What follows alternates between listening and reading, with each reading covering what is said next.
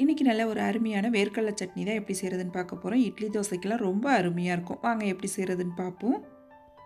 இப்போ இந்த வேர்க்கடலை சட்னி செய்கிறதுக்கு 1 கப் அளவுக்கு வேர்க்கடலை எடுத்திருக்கேன். இது அளவுன்னு பார்த்தீங்கன்னா ஒரு 100 கிராம் அளவுக்கு இருக்கும். இதை கடாயில் சேர்த்து நல்லா வறுத்து எடுத்துக்கிறேன். இது பச்சை வேர்க்கடலை, அதனால் நல்லா வறுத்து எடுத்துக்கிறேன்.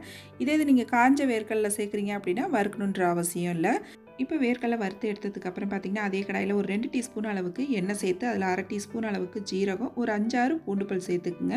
காரத்துக்கு தகுந்த அளவு வரமிளகாய் சேர்த்துக்குங்க. நான் இன்றைக்கி ஒரு 6 வரமிளகாய், இது கூடவே பார்த்திங்கன்னா ஒரு கொத்த அளவுக்கு கருவேப்பிலை சேர்த்துக்குங்க. கருவேப்பிலை கொஞ்சம் நிறையாவே சேர்த்துக்கலாம், நல்லா வாசனையாக டேஸ்ட்டாக இருக்கும். இது கூடவே பார்த்திங்கன்னா ஒரு பெரிய வெங்காயம் கட் பண்ணி வச்சுருக்கேன், அதையும் சேர்த்து நல்லா வதக்கி எடுத்துக்கிறேன். வதக்கினதுக்கப்புறம் எல்லாத்தையும் ஆற வச்சுட்டு சட்னி அரைச்சிக்குவோம். ஆறுனதுக்கப்புறம் நம்ம வதக்கி வச்ச பொருள் எல்லாத்தையும் மிக்ஸி ஜாரில் சேர்த்துட்டு இது கூடவே 1 கப் அளவுக்கு தேங்காய் துருவல் சேர்த்துக்குங்க. தேவையான அளவு உப்பு சேர்த்துக்குங்க. ஒரு சின்ன துண்டு புளியும் சேர்த்துக்குங்க. எல்லா பொருளும் சேர்த்ததுக்கப்புறம் பார்த்திங்கன்னா கொஞ்சமாக தண்ணி விட்டு இந்த சட்னியை நம்ம கொரப்பாக அரைச்சி எடுத்துக்கணும். எப்போதுமே வேர்க்கடலை சட்னி செய்யும் போது கொரப்பாக அரைச்சி எடுத்துக்கோங்க, அப்போ தான் டேஸ்ட்டு நல்லாயிருக்கும்.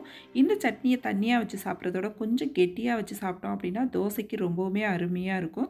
நான் இன்றைக்கி இந்த சட்னியை பார்த்திங்கன்னா கெட்டியாக தான் செய்ய போகிறேன். உங்களுக்கு விருப்பம்னா நீங்கள் தண்ணியாக கூட செஞ்சுக்கலாம், அதுவுமே டேஸ்ட்டு ரொம்ப நல்லாயிருக்கும். இதுக்கு தாளிப்புன்னு பார்த்திங்கன்னா கடுகு, உளுந்து, கருவேப்பிலை, வரமிளகாய், கொஞ்சம் பெருங்காயத்தூள் சேர்த்து தாளிப்பு கொடுத்து நல்லா கலந்து இறக்கிட்டோம் அப்படின்னா நம்மளோட சூப்பரான வேர்க்கடலை சட்னி ரெடிங்க. இட்லி தோசை கூட வச்சு சாப்பிட்டு பாருங்கள், அட்டகாசமாக இருக்கும். ட்ரை பண்ணி பாருங்கள்.